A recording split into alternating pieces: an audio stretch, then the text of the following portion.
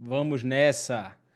Muito boa noite a todas, muito boa noite a todos. Meu nome é Gabriel Souza, eu sou defensor público do Estado da Bahia, professor do Jus Impacto e principalmente nas matérias criminais, direito penal, processo penal, execução penal, criminologia. E o nosso encontro de hoje é voltado à resolução das questões do concurso para analista da Defensoria Pública do Estado de São Paulo, concurso que aconteceu recentemente e que já serve de bom parâmetro para o estudo, tanto para o cargo em si de analista, que é um cargo significativo, um cargo muito importante, que tem se estruturado, como também como uma antessala para os concursos para a Defensoria Pública. Todos me acompanham aí pela lousa virtual, correto? Qualquer intercorrência, qualquer situação, por favor, me comunique aí pelo chat. Vou tentando aqui me manter atento à aula, à lousa virtual e ao chat, e assim a gente vai tocando aqui de maneira bem objetiva para não cansá-los. Beleza? Tudo certo? Tudo ok? Então vamos dar início ao nosso enfrentamento aqui da prova. Pessoal, ontem era o dia oficial para a gente fazer o segundo bloco de correção, que contava com a minha participação no finalzinho. Ocorre que o júri que eu participava se estendeu mais do que o esperado e por isso eu não consegui me fazer presente. Então, antes de mais nada, também peço desculpas por essa necessidade de um terceiro dia. A prova, a banca criminal, me digam aí, vocês conseguem ver essa minha escrita aqui, só para eu confirmar? Esse boa noite aí aparece para vocês? Me digam aí no chat. Maravilha, obrigado, Carlos. Olhem só, a prova criminal nesse concurso, acredito eu, que tirando duas questões que mereciam um pouquinho mais, talvez um pouquinho mais de zelo do examinador e, e por isso pode ter gerado algum tipo de dúvida. A prova na parte criminal como um todo, ela foi extremamente pragmática.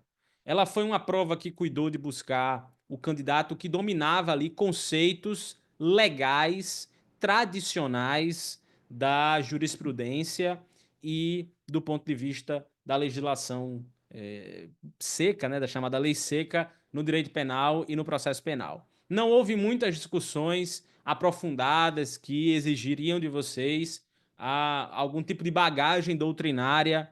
Isso efetivamente não foi o perfil, esse não foi o perfil da nossa prova que a gente está comentando. Então, o primeiro ponto é essa análise aí de perfil que mostra que realmente para a primeira fase o candidato ele precisa estar atento às minúcias da lei. Então, insiram, não esqueçam disso, insiram nas revisões de vocês essa perspectiva de leitura do vademecum, de leitura da legislação, estudem acompanhando ali, se estudam pela internet, se estudam por livro, estejam sempre ali acompanhados do site do Planalto aberto, porque esse foi o mote, sem sombra de dúvidas, com umas pitadinhas de jurisprudência da nossa prova na banca criminal, beleza? Sem mais delongas, vamos ao que importa, direito processual penal, aqui, direito penal e processual penal, na verdade, né? Comigo, o professor Gabriel, e a primeira questão que eu trouxe aqui para vocês, seguindo o material que eu recebi da prova, é essa questão do livramento condicional. Aqui, meus caros, acredito que não há muito espaço para elucubrações, tá? Não há aqui muito espaço para nenhum tipo de angústia mais significativa. A primeira alternativa aqui, vamos ver como é que a gente faria o raciocínio, né? Vamos raciocinar juntos, vamos responder juntos aqui a essa prova. Veja só. É, Pedi o pessoal para deixar o microfone desligado aí, para a gente dar sequência. Livramento condicional. Depende da perda de cargo, função pública ou mandato eletivo para ser concedido aos condenados reincidentes.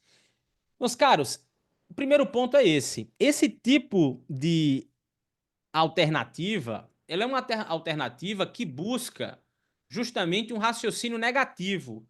Esse tipo de condicionante, vamos dizer assim, para a concessão, ela não existe do ponto de vista legal. Então, na estrutura normativa do livramento condicional, não há essa condicionante de perda de cargo. A letra B, ela traz um conceito de livramento condicional equivocado. Porque diz que é um substitutivo da pena privativa de liberdade imposto na sentença penal, quando a condenação não é superior a 2 anos e as circunstâncias judiciais são favoráveis. Nesse ponto, alguns candidatos entraram em contato comigo e, discutindo um pouquinho a prova, disseram assim: professor, ela não é efetivamente, não é verdade, um substitutivo. Ela é, na verdade, diriam alguns, né? Não é um substitutivo da pena. Na verdade, é um benefício. É um benefício. Meus amigos, vocês devem, mesmo Benefício é direito. Vou pedir a vocês que deixem o microfone fechado aí, por favor, mais uma vez. Agradeço. O termo benefício merece a nossa cautela. Se numa prova objetiva, isso não vai ser definitivo, numa prova discursiva, isso começa a ter impacto na sua pontuação e na imagem que você gera na banca. E numa prova oral, e aí eu estou pensando já num concurso outro para defensor público, isso é determinante para a imagem que você vai passar para o seu examinador. Então, cuidado com esse termo benefício. Conversando com alguns candidatos, eles diziam: professor, aqui o erro é que o livramento condicional não é um substituto da pena, é um benefício na execução penal. Não é verdade? Não é verdade. Não é benefício, é um direito. É um direito desde que satisfeito. Você aqui depende da imaginação de vocês. Vocês fingem que isso aqui é um satisfeito. Satisfeitos os requisitos legais, tá? Então, cuidado nesse tipo de manifestação que o livramento condicional é um benefício. Um outro ponto que considero aqui é a letra C, que é a nossa alternativa correta, dizendo que ele pode ser revogado se o liberado condicional deixar de cumprir as obrigações constantes da sentença que o concedeu. Está absolutamente correto, cabendo aqui a gente fazer uma breve rememoração que a revogação do livramento condicional tem regramento jurídico estabelecido ali nos artigos 86 e 87 do Código Penal. Aqui a chamada revogação facultativa e aqui a chamada revogação obrigatória, segundo parte da doutrina, tá? Uma facultativa e uma obrigatória. Esse descumprimento de qualquer das obrigações constantes da sentença é justamente a redação do artigo 87. Daí porque merece a nossa atenção aqui justamente o termo empregado na alternativa demarcada como correta, o termo pode, indicativo de quê? Facultatividade. Mais uma vez, contando com a boa fé de vocês, a boa vontade de entender a minha letra. Facultatividade. Beleza? Tranquilo? Vamos seguir aqui, só para a gente ver rapidinho a D e a E, para não perdermos muito tempo. É vedado a pessoas condenadas na forma da lei Maria da Penha? Equivocado. Aqui, muito provavelmente, o examinador ele quis saber de você uma forma. Deixa eu ver aqui no chat, estou tentando acompanhar. Beleza, tranquilo, sem problema. Ana Paula, não vê a lousa virtual. Me confirmem aí se a lousa virtual está aparecendo para os demais. Pode ser alguma configuração da própria Ana Paula. Obrigado, Carlos. Letra D. Obrigado, Josafá. Letra D. É vedado para pessoas condenadas na forma da Lei Maria da Penha. Muito provavelmente é o quê? A busca da confusão do candidato com a Lei 9.099, a Lei dos Juizados Especiais, e aquela vedação da Lei Maria da Penha estabelecendo a inaplicabilidade dos chamados institutos despenalizadores, descarcerizadores, né? Então, aqui, muito provavelmente, era essa a intenção do examinador, buscar esse tipo de confusão. Por enquanto, ainda não temos essa vedação. Suspende a pena por 4 a 6 anos em caso de o condenado maior de 70 ou razões de saúde que justifiquem esse benefício. Mais uma vez aqui, ó, olha o termo benefício, pelo amor de Deus, para com isso, não é benefício. Benefício guarda relação com uma lógica administrativa, da administrativização da execução penal, uma ideia de regalia, uma ideia de discricionariedade que não combina com os atos do poder punitivo. O poder punitivo deve imperar uma legalidade estrita para a concessão de direitos, uma legalidade estrita sempre pro réu. Mas qual é o ponto aqui? Se na letra D a busca foi a confusão com a 9.099, na letra E a busca foi com a confusão com o instituto, não do livramento condicional, mas o instituto da suspensão condicional da pena. Na verdade, mais especificamente prevista ali no artigo 77, parágrafo 2º. Beleza, meus amigos? Tranquilo? Primeira questão aí me pareceu apenas uma questão de memória legal. Memória legal, não é isso? Aí a gente vem para o homicídio, que é a minha praia, né? Que sou defensor do júri. Aqui no homicídio, a gente vai ter uma pergunta, assim como a prova, e nesse ponto a prova ela foi um pouco original, pelo menos é a impressão que eu tenho, e não sei se vocês compartilham, porque é uma prova que, em mais de uma oportunidade, ela focou na parte especial do Código Penal, né? Então a gente vai ver incêndio, a gente vai ver homicídio, a gente tem também uma pergunta sobre dosimetria na lei de drogas, né? Que a gente vai passar por isso. Então, um foco aí atípico, julgo eu, na parte especial, nos crimes em espécie. Mas vamos lá. O homicídio culposo é incompatível com causa de aumento de pena em razão da possibilidade de perdão judicial? Nada a ver, não tem nada a ver, está errado. Existe uma causa de aumento de pena, aquela que está no 121, parágrafo 4º do Código Penal, que ela é justamente aplicada ao homicídio culposo. E aí veja só a interpretação que deve existir.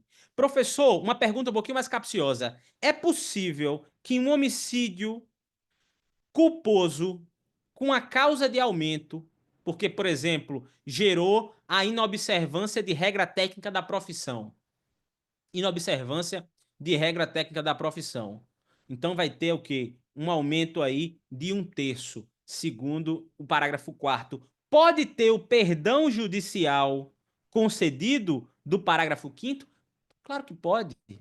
Claro que pode. O parágrafo 5º ele diz o seguinte: na hipótese de homicídio culposo, o juiz poderá deixar de aplicar a pena se as consequências da infração atingirem o próprio agente de forma tão grave, que a sanção se torne desnecessária. Veja que eu não estou aqui criando, nem posso criar como intérprete, nenhum tipo de condicionante que não exista expressamente no parágrafo 5º. Então a pergunta seria até mais capciosa e mais interessante, não simplesmente querendo saber se para a aplicação, se há uma incompatibilidade da causa de aumento com a possibilidade de perdão judicial. É, na verdade, se uma vez aplicada uma causa de aumento, uma causa especial de aumento de pena, ainda assim poderia haver o perdão judicial. E sim, a resposta é positiva, até pela disposição, pela topografia dos institutos. Se o parágrafo 4º está aqui, o parágrafo 5º está aqui, o parágrafo 5º ele permite a sua aplicação cumulativamente com o que está antes, com o parágrafo 4º. Então, isso é plenamente possível, até para que não se crie limitações à aplicação do perdão judicial que não existem expressamente no parágrafo 5º do 121. Beleza? Bora seguir. Amigos e amigas, olha só. O B protege a vida intrauterina e se consuma com a morte encefálica. Aqui, sem muita discussão, né? Aqui, a chave interpretativa é o aborto. A chave interpretativa é o aborto. Este tipo penal, sim, e as suas derivações, né? Este tipo penal, sim, é voltado a essa perspectiva de vida uterina, tá? Não é o homicídio. O homicídio simples, essa eu achei muito interessante. E eu achei interessante porque também vieram falar comigo. O homicídio simples, quando praticado em concurso de pessoas, é considerado hediondo. Aí, algumas pessoas vieram falar comigo no seguinte sentido. que o homicídio simples, ele não é hediondo. Então, professor, o homicídio simples, então, homicídio simples não é hediondo, correto? Responda aí no chat. Hediondo. Responda no chat para mim. Essa assertiva está correta? O homicídio simples não é hediondo, correto? De- Depende.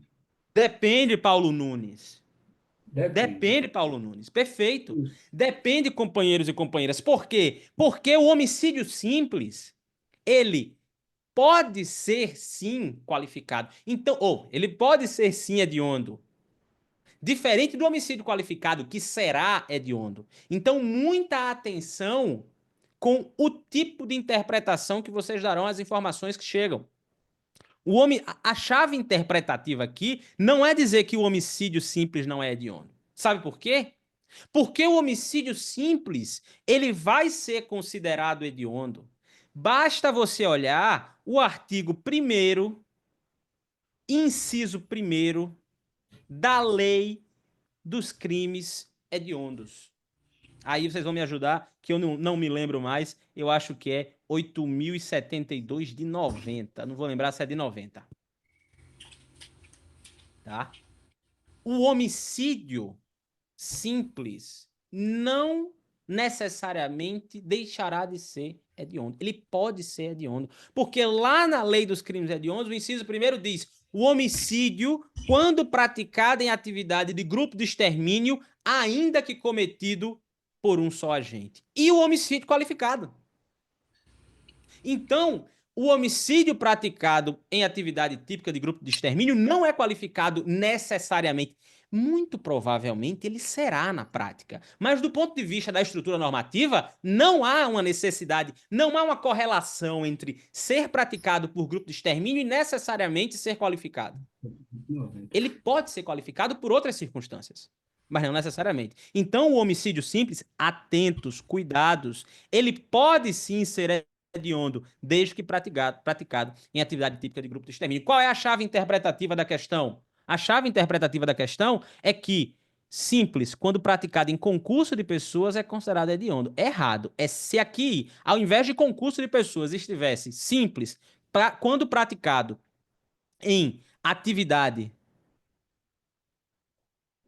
de grupo de extermínio, aí estaria correto. Beleza? Tranquilo? Vamos seguir. Então, muito cuidado com essa afirmativa que homicídio simples não é hediondo. Isso é uma meia-verdade. Isso é uma meia-verdade. E aí, naquelas questões assim, está totalmente correto, está parcialmente correta, né? Aquelas questões deliciosas que a gente odeia, isso pode ser cobrado com um pouquinho mais de rebuscamento. D. O homicídio privilegiado. Homicídio privilegiado. Passou no júri ontem, infelizmente, porque o meu pedido era de legítima defesa. Mas ontem passou um privilégio. E o privilégio é muito bom para você que faz júri, porque ele já faz cair uma das qualificadoras, né? As qualificadoras de ordem subjetiva são prejudicadas pelo acolhimento do privilégio lá no Tribunal do Júri. Aconteceu isso ontem. E a gente conseguiu aí que um homicídio saísse com a pena de 6 anos e a pessoa não fosse presa. E isso é uma vitória parcial. Por isso que eu demorei e não consegui chegar a tempo ontem. Privilegiada é uma causa especial de diminuição de pena. Aqui, até aqui, está correto, em razão do maior desvalor da conduta. Opa, menor, né? Aqui o examinador ele foi simplista, né? Me parece até que é uma pergunta um pouco capciosa, assim, para pegar uma desatenção na leitura, porque é menor desvalor da conduta, né? Menor desvalor da conduta.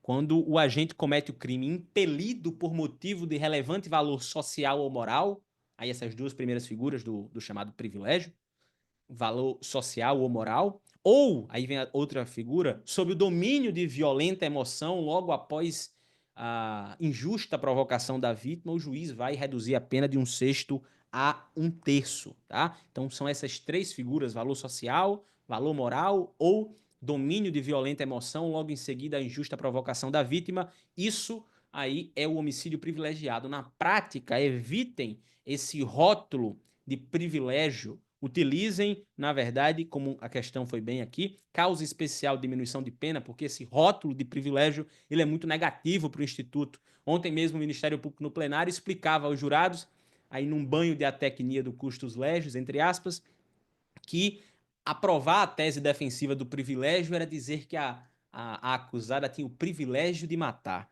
Então, esse termo privilegiado ele é muito manipulado pelos atores do punitivismo e, por isso mesmo, sendo atécnico, é bom evitá-lo.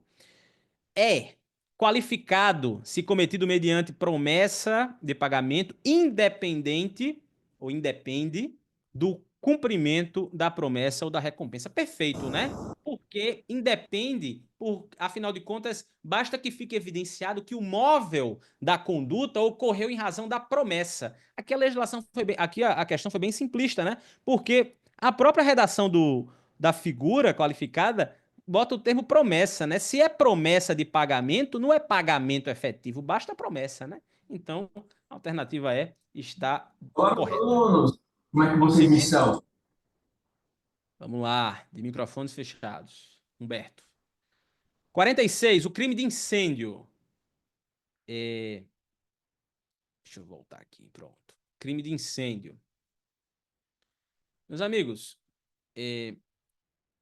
uma questão realmente atípica, né? Porque o crime de incêndio, eu tenho alguns anos aí na área criminal. Eu fui advogado criminalista, eu dei aula de direito penal e confesso que, inclusive, nas minhas aulas de direito penal na parte especial, eu só falei uma vez do crime de incêndio. É realmente uma demonstração que aquele hiperfoco na parte geral, ele tem que ser arrefecido em prol de um cuidado aí também, pelo menos com a leitura do código, porque a pergunta aqui se resolvia com a leitura do código na preparação de vocês da parte especial também, né? Vamos a ela. O crime de incêndio, letra A, é classificado, perdão, como um crime de dano, uma vez que demanda a causação do fogo em algum objeto. O crime de incêndio, ele não precisa de dano, ele é um crime,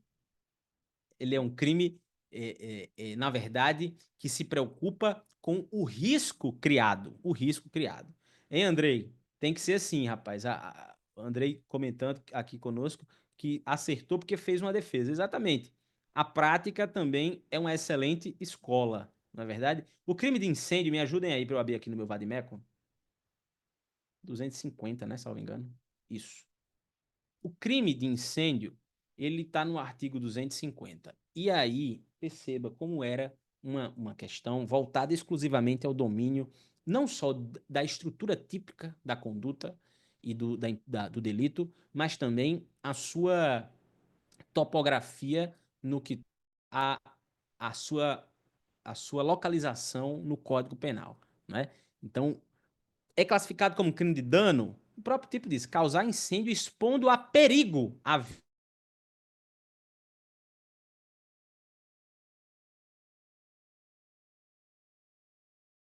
perigo, a vida, integridade ou patrimônio, né? Então, o dano, ele é dispensável. O dano, ele é dispensável. B. Tem por bem jurídico a paz pública e é classificado como próprio, pois impossível sua autoria pelo próprio proprietário da coisa incendiária. Errado, né? Errado, por quê? Errado duplamente. Primeiro que ele é comum. Primeiro que ele é comum. Por quê, professor? Como assim próprio ou comum? Exige-se algum tipo de qualidade específica do autor? Não, não exige. Sabe, não se exige. Sabe por quê? Porque se eu tocar fogo no meu carro, e isso colocar em risco a vida, a integridade ou patrimônio alheio, eu estarei cometendo o crime de dano.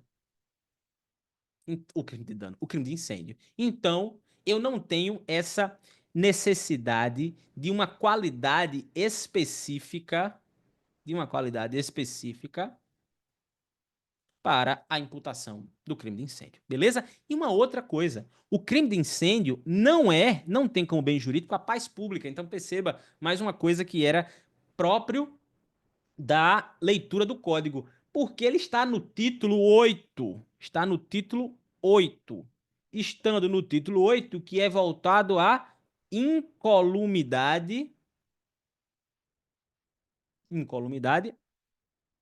pública. Incolumidade pública. O título 9, o título seguinte, o título 9, esse sim, título 9, opa, é isso, professor. O título 9, esse sim, ele é o título da paz pública. Lá eu vou encontrar o quê? Incitação ao crime.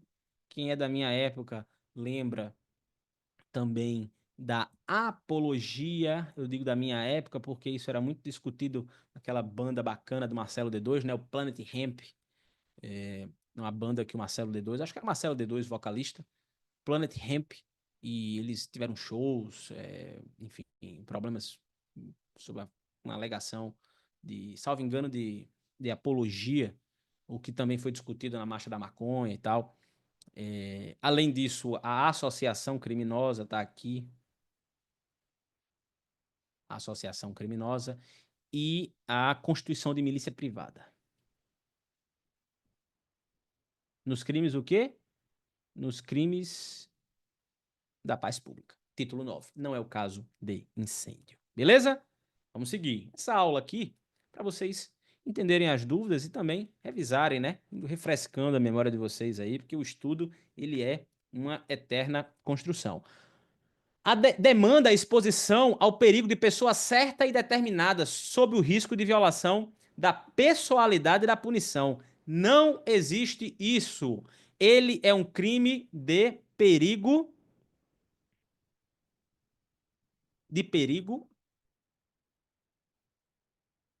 abstrato, tá?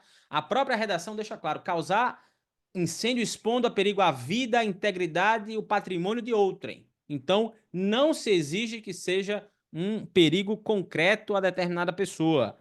D. A pena é aumentada de 1/3 se praticado em edifício destinado a uso público. Aqui era pura letra de lei, né? O parágrafo 1º, ele traz uma causa especial de aumento de pena de 1/3 e é muito interessante porque, porque isso mostra, como é uma redação originária do Código Penal, isso mostra o caráter agrícola do nosso Código Penal da década de 40, de um Brasil ainda incipiente na sua urbanização, né? É um caráter muito agrícola, porque, veja, se o incêndio é cometido em ferroviária, em estaleiro, em fábrica, em lavoura, em pastagem. Então, ainda é uma perspectiva muito rural, né? Muito distante da nossa realidade hoje, né? E dentre as quais edifício destinado a uso público está lá no artigo 250, parágrafo 1º, inciso 2º, a linha B. Beleza? Parágrafo 1º, inciso 2º, a linha B. Show de bola? Bora seguir. O E, a alternativa E, letra E, ela é um pouquinho mais interessante porque ela traz uma questão de possível conjunção, né? Um pouquinho mais elaborada, dizendo que perde a tipicidade em prol do estelionato se praticado com o intuito de obter vantagem pecuniária em proveito próprio. Aqui, a gente tem duas situações. Imagine que você tem o seu carro. Isso aqui é um carro, tá? Um carro. E você está precisando de grana e você quer vender o carro, só que você não consegue vender e o seu carro tem o quê? Um seguro. Você vai lá e toca fogo. Isso aqui é uma gasolina. e você toca fogo no seu carro. Isso é estelionato? Ah, vai ter essa discussão. A discussão aqui é saber, esse incêndio aqui que você tocou fogo no seu carro, ele é absorvido pelo estelionato? A orientação dominante é que não, justamente porque aqui eu tenho outro bem jurídico. Porque a punição para o incêndio, a punição para o incêndio é voltada à proteção do bem jurídico, o quê? Integridade física, patrimônio,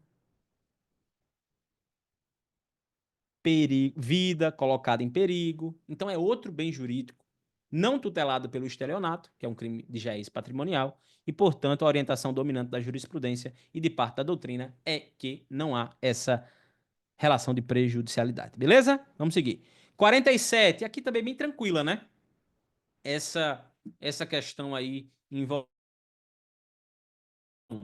de regime, ela me pareceu também sem muito mistério. Vamos tentar dar uma acelerada aqui. Para mulher gestante com lapso temporal de 1/8 requer a sua primariedade.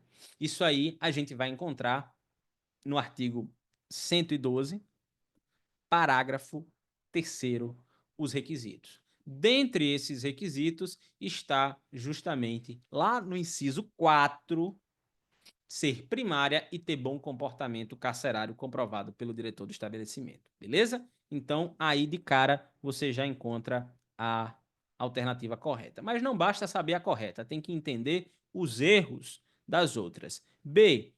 Para o condenado primário por crime cometido sem violência à pessoa ou grave ameaça, requer o cumprimento de 20%. Meus amigos, o primário, mais sem violência é o cenário ideal, é o cenário mais interessante para fins de progressão de regime. É qual? 16%. Esses 16%, faço questão de destacar, 16%, digam para mim, é maior, menor ou igual a 1/6? 16% é maior, menor ou igual, participem aí no chat, a 1/6. Isso é muito importante, por quê? Porque 1/6 era antes, né? Antes do pacote anticrime, antes da Lei 13.964 de 2019, 16% é menor, tá? Menor, olha aí a matemática, isso até, só conheço até aí o símbolo de menor, isso eu ainda lembro. 16% é menor que 1/6. Logo, a 13.964 de 2019, para esse fim, é uma novatio legis e que? In melius. Novatio legis in melius. Logo, o sujeito primário que cometeu o crime sem violência ou grave ameaça, agora progride com 16%, que é menor do que 1/6. Por quê? Porque eu fiz de cabeça agora, juro a vocês que eu fiz de cabeça agora, 1/6 é 16,6. E 16,6 é maior que 16. Beleza? Vamos seguindo. C. É vedada para condenados pela prática de feminicídio. A resposta com crítica criminológica aqui, é assim, ó. Ainda não. Ainda não. Quem sabe um dia a esquerda punitiva vai chegar aí. É vedada para condenados pela prática de feminicídio. Mas falando sério. Opa, mas falando sério. Não que isso não seja sério, eles querem. Não, é aqui. C. A prática de feminicídio tem previsão específica lá no inciso 6, inciso 6A, que trata justamente do sujeito que é primário e pratica o quê? Feminicídio. Aqui o sujeito vai progredir em 55%. Beleza? Dando sequência, independe de falta disciplinar no curso da execução penal. Companheiros, pelo amor de Deus, né? A falta grave ou a falta disciplinar, ela vai impactar, seja no aspecto objetivo, seja no aspecto subjetivo. Depende da natureza da falta. Correto? Tranquilo? Vamos seguir. Para o condenado primário por crime hediondo, 60%. Correto? Não, errado. Por quê? Se o sujeito for condenado pela prática de crime hediondo e for primário, ele vai progredir com 40%. Tá? Se ele for reincidente, ele vai progredir com 60%. Aqui no inciso 5, aqui no inciso 7. Muita atenção, porque aqui o STJ já definiu que essa reincidência aqui, ela tem relação com a mesma natureza, tá? Com a mesma natureza. Professor, a redação da letra D tá ruim. Independe, a progressão de regime independe da prática de falta disciplinar no curso da execução penal. Poderia, Andrei, estar um pouquinho melhor. Mas aqui você tem que ler como uma assertiva absoluta, né? Ela independe, a prática de falta disciplinar não vai gerar efeito nenhum na progressão de regime? Independe? Não. Por quê? Porque ela pode gerar, dependendo da falta, um efeito tanto de ordem objetiva com a nova database, quanto de ordem subjetiva no que toca ao bom comportamento, né? Então, realmente poderia ser melhor explicado, mas aí nessas horas a gente tenta ser o mais pragmático possível em questões objetivas. Beleza, meus amigos? Lembrando aqui, voltando, que o STJ, alternativa D, já definiu que essa reincidência, salvo engano, aí eu não tenho aqui anotado, mas vocês procuram, salvo engano, o tema é o 1208, não tenho certeza, tá? Bota um asterisco aí, não confio no professor. O tema 1208 ou 1280, acho que é 1208, o STJ definiu que essa reincidência é para delitos da mesma natureza, tá? Então aqui essa reincidência é delitos de hediondos ou equiparados, mais hediondos ou equiparados. Show? Bora seguir? Bora em frente. Progressão de regime já foi. Lei da reforma psiquiátrica. Essa questão da reforma psiquiátrica, ela era uma questão um pouquinho mais de, assim, lógico, tem a ver com o seu conhecimento da lei 10.216, mas não só, né? Tem um pouquinho de interpretação aí, né? De bom senso. E tem alguns amigos das áreas exatas, eles dizem assim, rapaz, direito, se o cara tem uma boa noção assim de bom senso, o cara responde pelo menos 30, 40% das provas. Acho que é uma visão um pouco preconceituosa com a gente, mas 30% não, mas 10, 15% dá para responder com um pouquinho de bom senso, né? Vamos lá. Questão 48, reforma psiquiátrica. O tratamento da pessoa com transtorno mental visará, como finalidade permanente, sua reinserção social no seu meio, a reinserção social do paciente no meio. Lindo, maravilhoso, né? Essa é a própria razão de ser da reforma psiquiátrica. Aqui, a gente vai estabelecer, se vocês olharem lá na lei, no artigo 4º, lá no artigo 4º, há um rol de objetivos a serem atingidos, dentre os quais expressamente a reinserção social. Essa reinserção social é muito importante porque a lógica estabelecida pelo manicômio é inversa, né? É a lógica do isolamento. Eu tive a oportunidade de conhecer aqui o Hospital de Custódia de Salvador, repito que eu sou defensor na Bahia, e antes de ser desativado, eu tive a oportunidade de ir lá mais de uma vez, e é realmente um local de depósito de seres humanos assujeitados, né? Com subjetividade retirada. Então, a lógica da reinserção do meio, sem sombra de dúvida aqui, ela está absolutamente correta. A internação em hospital de custódia e tratamento psiquiátrico é devida como garantia do acusado. Aqui, a sua orelha já tem que estar assim, ó, em pé. Garantia do acusado parece quando o juiz diz que a família da vítima está com muita raiva do réu e vai decretar a prisão preventiva para protegê-lo. Isso aí, pelo amor de Deus, na falta de tratamento ambulatorial no seu território. A lógica aqui não é essa. A lógica aqui é da mais absoluta excepcionalidade da, da internação. E essa excepcionalidade da internação também está prevista no artigo 4º da lei em comento. Show de bola? Podemos seguir? Tá todo mundo aí ainda? Vamos nessa.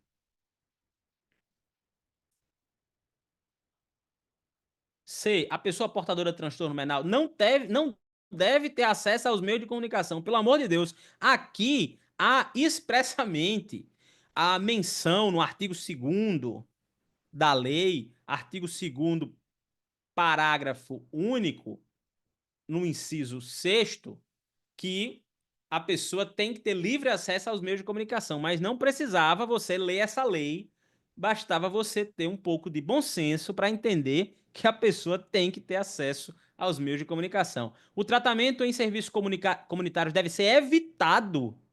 Aqui você já para, porque a lógica da reforma psiquiátrica é justamente o contrário. Se você olha justamente no artigo que eu acabei de citar, que é o artigo 2º da lei, no artigo 2º da lei, destaca que a pessoa tem que ser tratada preferencialmente em serviços comunitários de saúde mental. Tá? A lógica aqui é de proteção do indivíduo. A lógica aqui não é aquela perspectiva de defesa social, aquela perspectiva de neopositivismo criminológico. Cuidado, né? A lógica aqui é de tratar os quadros de sofrimento mental com a devida dignidade. É um rompimento de barreira, uma mudança de paradigma. Então, serviços comunitários é o quê? Protagonista na lida com essas situações.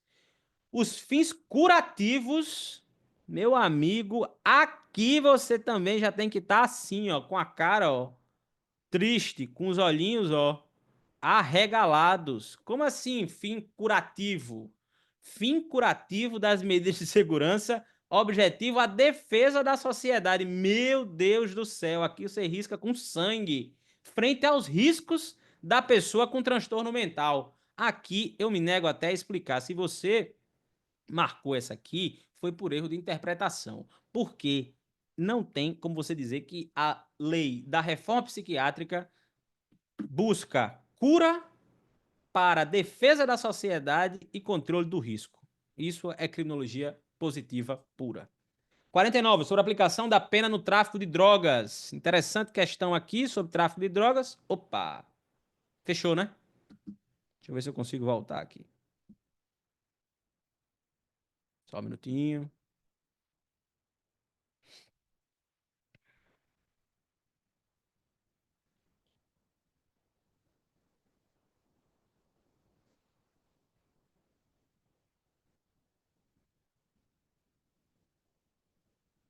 Peraí, vamos voltando.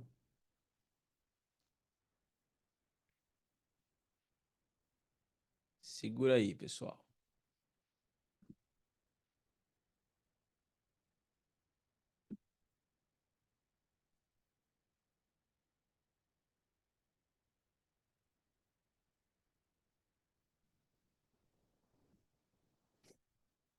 Coisas do ao vivo e de um professor que quer ser tecnológico sem os predicados para tanto.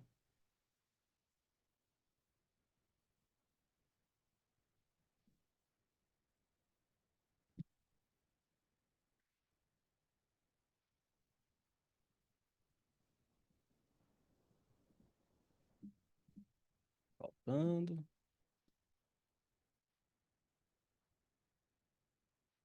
Beleza. Agora vai.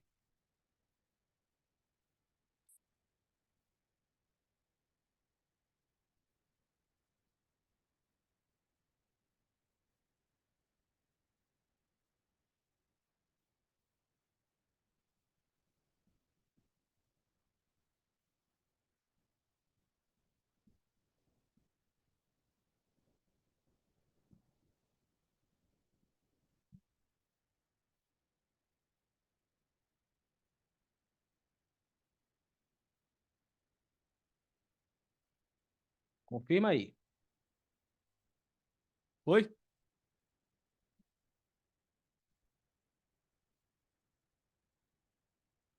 Beleza.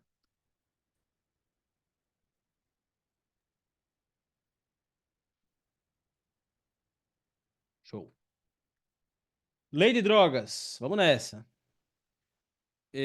A questão da lei de droga aqui, ela buscou um foco na parte da dosimetria da pena, né? E aí, buscando essa análise, a primeira alternativa, ela pergunta o seguinte: o Código Penal é inaplicável, pois a lei de droga possui um método bifásico próprio.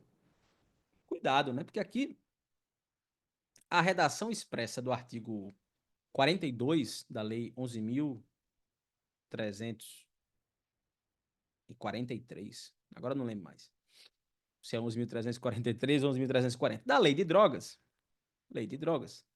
ele estabelece que o juiz, na fixação da pena, ele vai justamente utilizar o Código Penal, mas com preponderância utilizará a análise da natureza e quantidade da substância ou do produto preso, a personalidade e a conduta do agente. Então, veja, natureza, quantidade da substância do produto, personalidade e conduta do agente. Artigo 42 da Lei de Drogas, 11.340 ou 11.343, não lembro agora. Lei de Drogas. Veja que não há uma desconsideração do Código Penal, mas há um protagonismo dos vetores estabelecidos na própria legislação, tá? Então essa inaplicabilidade dá tons de vedação, tons absolutos, e isso está equivocado. A causa de aumento de pena de 1/6 a 2/3 se o agente financiar ou custear a prática do crime. As causas de aumento de pena são muito importantes, caem muito em prova de direito penal e por isso merecem a atenção da gente. Estão lá no artigo 40, tá? O artigo 40 traz essas causas de aumento de 1/6 a 2/3.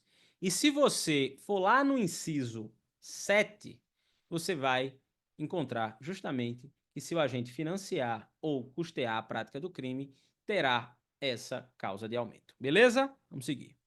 C. A natureza e a quantidade da substância entorpecente incidem como agravantes no patamar de 1/3. Errado, né? Elas incidem aonde? Qual é o momento do caminhar da dosimetria da pena que a natureza e a quantidade incidem? Pena base, né? Pena base. A gente acabou de falar do artigo 42, beleza? Letra D. A reincidência, ao contrário dos crimes hediondos, não possui influência na determinação do regime inicial de cumprimento de pena. Aqui está totalmente errado. Por quê? Porque a reincidência, ela é um critério definidor lá no artigo 33 do Código Penal, que é sim aplicado aqui na legislação de drogas. Então é um critério definidor, e isso foi perguntado em outras questões aqui, né? Durante a prova. Nós vamos chegar até lá. É vedada a aplicação da pena de multa por ausência de previsão legal, além de não haver prejuízo patrimonial para uma vítima determinada. Pelo amor de Deus. Pelo amor de Deus. Aqui vale um resgate histórico que um dos objetivos da nova lei de drogas, que é essa lei aí que a gente trabalha, foi justamente aumentar o golpe econômico nas organizações criminosas que estejam estruturadas a partir do tráfico de drogas.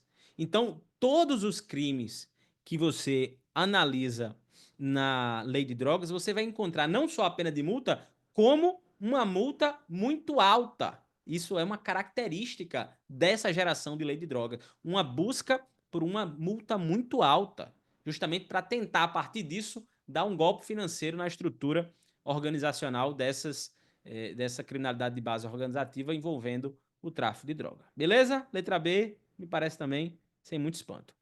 O crime de associação criminosa, mais um com foco aí na parte especial, né?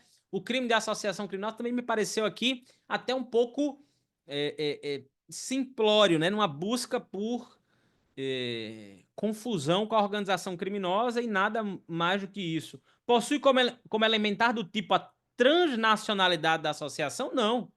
Associarem-se 3 ou mais pessoas para o fim específico de cometer crime. Não tem aqui transnacionalidade da associação como uma elementar típica.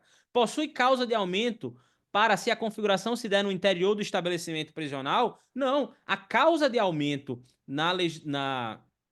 no crime de associação criminosa, ela é uma causa de aumento voltada a utilização de arma ou participação de adolescente. Só. Não tem essa referência ao sistema prisional. Independe da finalidade específica para a sua configuração. Repito, a redação legal é expressa. Associar esse 3 ou mais pessoas para o fim específico de cometer o quê? Crimes. E aqui aqui vale sempre a lembrança. Crime e contravenção são coisas o quê? Diferentes. Espécies de infração penal, isso aqui é uma infração penal, tá? Espécies de infração penal, mas não podem ser colocadas em pé de igualdade em razão da legalidade estrita para fins de associação criminosa, tá? Demanda para sua tipificação a prática de infrações penais cujas penas máximas sejam superiores a 4 anos. Não há essa expressa disposição aqui. Aqui o legislador, aqui o examinador quis confundir você com o conceito de ORCRIM. A organização criminosa, sim, traz esse patamar mínimo, na verdade, buscando aí o patamar máximo de pena, mas na associação criminosa não há essa exigência. Então, foi o intuito aí do examinador, perdão, de confundi-los com a organização criminosa. Requer a associação de 3 ou mais pessoas e aumenta-se a pena se houver participação de criança e adolescente. Perfeito. 3 ou mais pessoas é a redação legal para o fim específico de cometer crimes. E justamente a existência desse aumento aí de pena, dessa causa especial de aumento de pena que a gente havia comentado antes, relativa à participação de criança e adolescente ou ser ela armada. Crime continuado, vamos seguir.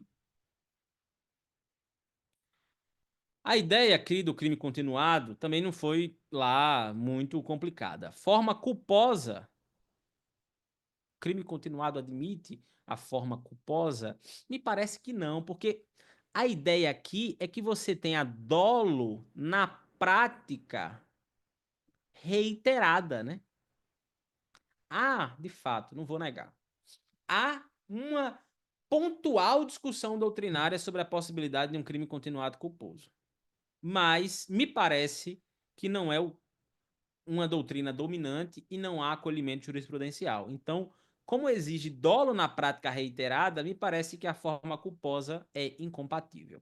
Configura quando o agente, mediante uma só ação ou omissão, pratica 2 ou mais crimes da mesma espécie, que pelas condições de tempo, lugar, maneira e execução devem ser subsequentes. Calma lá. Isso aqui me parece muito mais o que uma confusão com o concurso formal, né? Porque na continuidade delitiva, no crime continuado, há um pressuposto de pluralidade de conduta, de mais de uma conduta, seja essa conduta positiva ou negativa, ação ou omissão. A conduta única com vários resultados, que é o que está dito aqui, uma só ação ou omissão, essa conduta única com vários resultados pode ensejar justamente o que? O concurso formal, próprio ou impróprio, aí analisando elementos subjetivos chamados desígnios autônomos, mas o crime continuado, aí, sem sombra de dúvida, exige o quê? Mais de uma ação ou omissão, então está errado. C é uma ficção jurídica, correto. É uma ficção jurídica que tem como consequência a aplicação de pena do crime mais leve em razão do princípio da legalidade da intervenção mínima. Que lindo, né?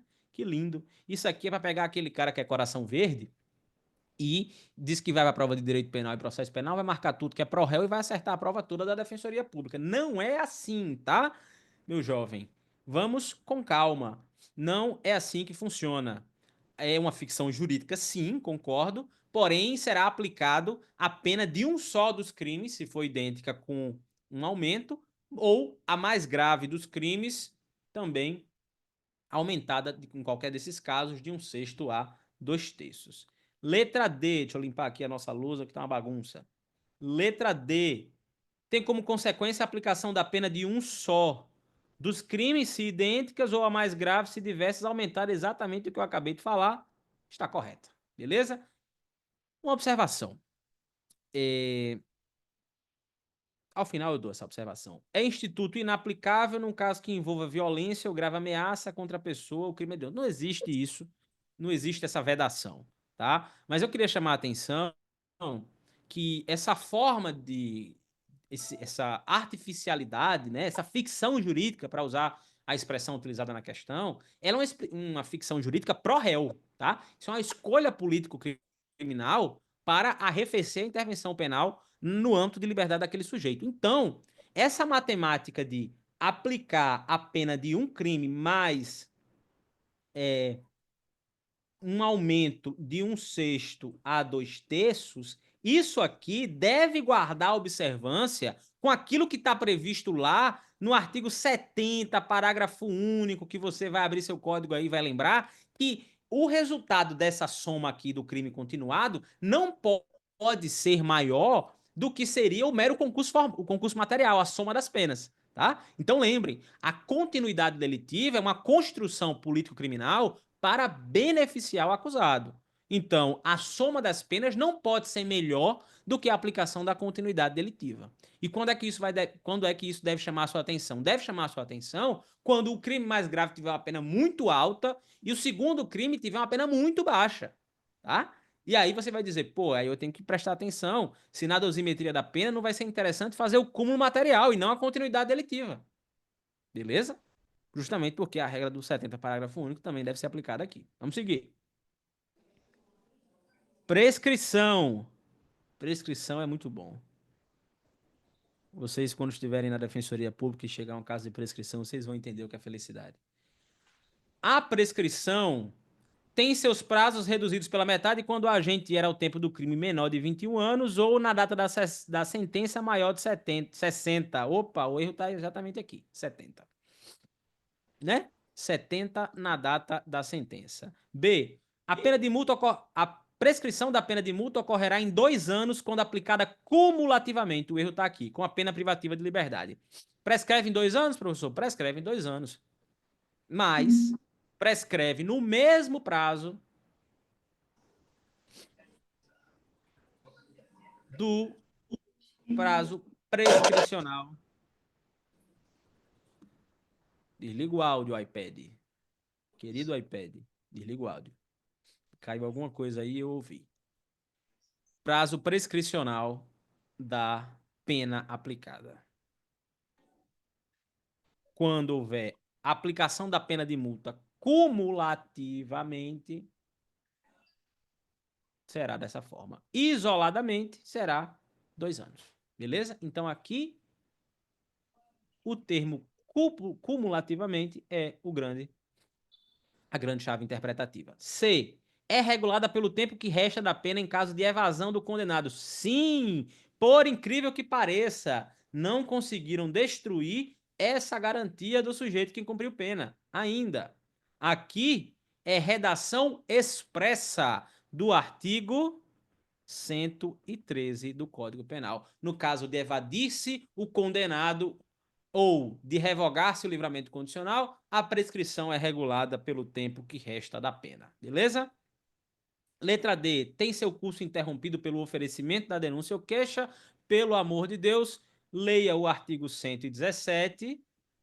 O artigo 117, porque lá tem os marcos interruptivos, e se você encontrar o inciso primeiro, vai ver que é o recebimento da denúncia.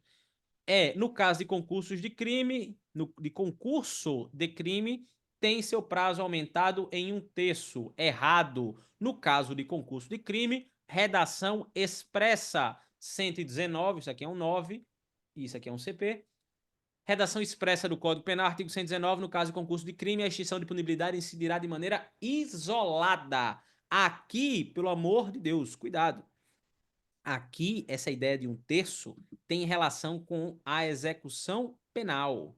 A prescrição, depois de transitar em julgado a sentença condenatória, regula-se pela pena aplicada e verifica-se nos prazos fixados no artigo 109, os quais se aumentam de 1/3 se o condenado é reincidente. Eu estou falando de quê? Prescrição depois de transitar em julgado a sentença. Aqui eu estou falando lá do artigo 110, aqui é um 10, 110 do Código Penal, que fala de um aumento de 1/3 da prescrição da pretensão executória. Show? Beleza? Dê um legalzinho aí. Diga que tá bacana. Me falem se o ritmo tá bom. Me digam se a imagem tá ok, se estão conseguindo ver. Comentem no chat pra gente dar sequência.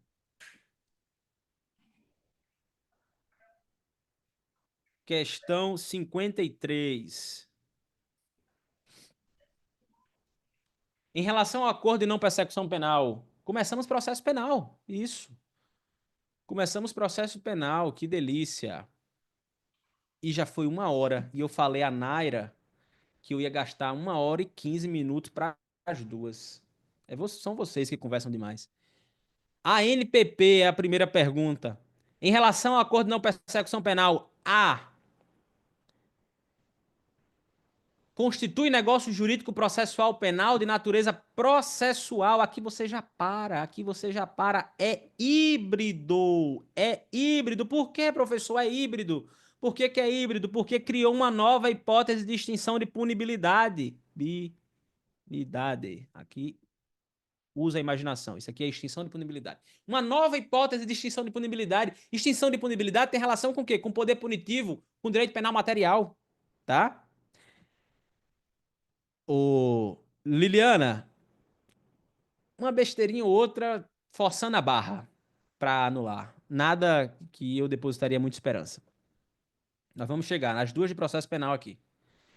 Então, está errado. Natureza híbrida. Os delitos cometidos anteriormente, não. Jurisprudência hoje pacificada no STJ, correto? Há sim a possibilidade de retroatividade. B, vamos seguir. O descumprimento pelo investigado também poderá ser utilizado pelo Ministério Público como justificativa para eventual não oferecimento de suspensão condicional do processo. Professor, isso está correto? Está correto. Você vai olhar o artigo 28, parágrafo 11º do CPP. O descumprimento do acordo de não persecução penal pelo investigado também poderá ser utilizado pelo MP como justificativa para eventual não oferecimento de suspensão condicional do processo. O ANPP é uma construção muito voltada ao Ministério Público. Eu tenho muitas críticas, a começar pela necessidade de confissão. Essa ideia de confissão tem uma professora, uma advogada, enfim, uma pesquisadora, Luísa Walter da Rosa, ela estuda muito isso, ela estava falando um dia desse sobre a diferença de confissão circunstancial e circunstanciada. Isso faz muita diferença. Quem já fez acordo de não persecução penal sabe que o quanto é delicado e então a letra B está correta. Foi só um momento de desabafo nas angústias defensoriais aí, porque realmente, principalmente para a população vulnerável, o ANPP é muito complicado. Em caso de recusa à homologação pelo juiz competente, caberá apelação no prazo de 5 dias contados da intimação pessoal do defensor público. Letra C, está correto? Não, óbvio que não. O, o Acordo de Não Persecução Penal, a Lei 13.964, que instituiu a ANPP e fez alterações em várias leis, no pacote anticrime chamado, instituiu também uma alteração lá no artigo 581, salvo engano, 581-25, que trata do rese justamente para esse caso. É válida, letra D, né?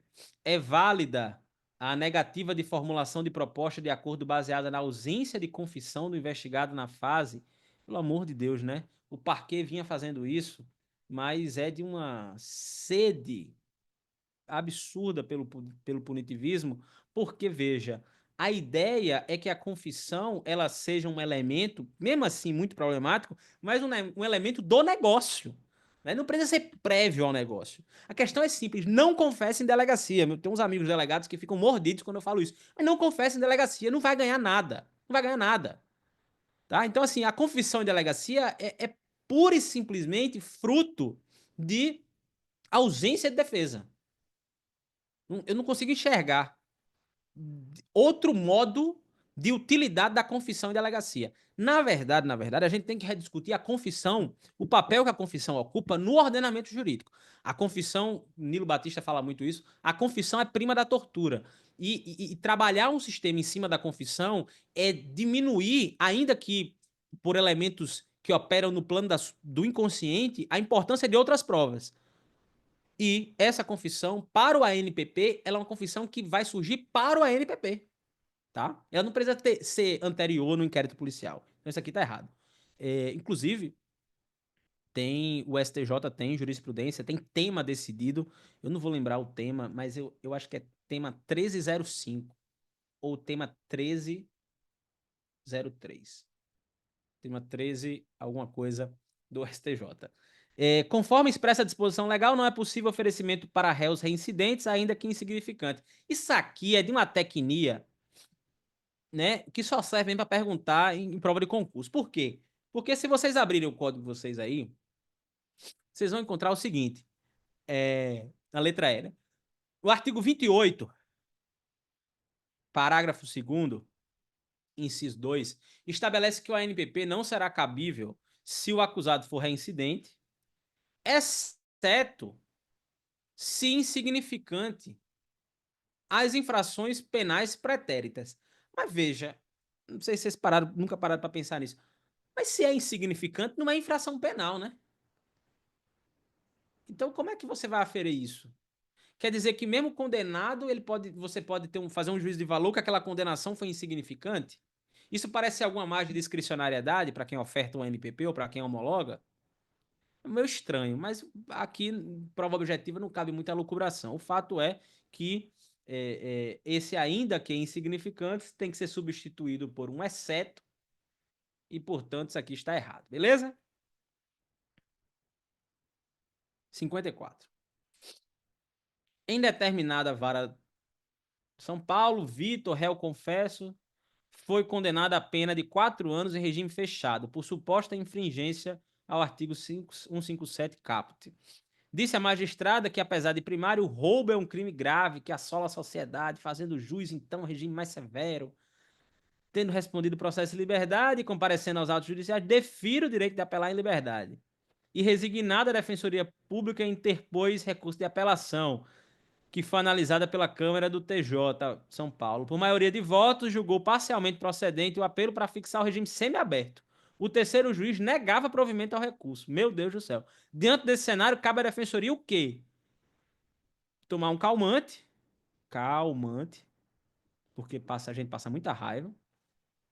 E vamos às alternativas. Tomar ciência do acórdão, tendo em vista que o regime e a quantidade de pena já estão adequados. Companheiros, 4 anos mais primário, pelo amor de Deus, né? 4 anos mais primário, você joga lá no artigo 33, parágrafo 2º do CP, você vai ver que lá é estabelecido que quando o condenado não é reincidente, ou seja, ele é primário, e a pena foi igual ou inferior a 4 anos, ele vai cumprir o regime inicial, regime aberto, tá? Então toma ciência e recorre. Recorre como? Recurso especial, recurso extraordinário. Na prática, você iria protocolar um habeas corpus, né? Você iria impetrar um habeas corpus. Aí você olha para cá e diz assim, tem habeas corpus aqui, perante o presidente ou vice-presidente do TJ de São Paulo. Errado, tá? Errado aqui, porque o habeas corpus, essa ação autônoma de impugnação, esse remédio heróico, o habeas corpus, ele vai ser protocolado direto no STJ, viu? Aqui o recurso especial é que vai ser protocolado na presidência ou vice-presidência. O habeas corpus é direto no STJ. Então, até seria interessante um habeas corpus, até mais interessante, muitas vezes, que um RESP e um RE. Ou pelo menos um não anularia o outro, né? Você poderia fazer os dois. Mas o erro está aqui na alternativa E. Pleitear a técnica de julgamento estendido, isso aqui é coisa de civilista. Opor embargos infringentes? Não, né? Você tá maluco? Por quê? Porque embargos infringentes é por maioria. Ah, professor, teve maioria aqui. Sim, companheiro, mas o, o, o desembargador isolado aqui queria não dar provimento ao recurso, né? Deixa eu ver. Isso, negar provimento. Então, aqui, o voto vencido, ele é pior para você. Sendo o voto vencido pior, não faz sentido você querer um embargo infringente para fazer o voto vencido prevalecer. Então, cuidado, que você vê maioria, quer meter embargos infringentes, tá maluco? Você vai capaz de parar na corregedoria, porque você está fazendo uma defesa aí absolutamente ineficiente, contrária aos interesses do seu assistido. Então, interpõe recurso especial extraordinário e também impetra um habeas corpus, mas lembra que o habeas corpus não é para o presidente do TJ, é direto lá na Corte Superior. Questão 55, vamos nessa.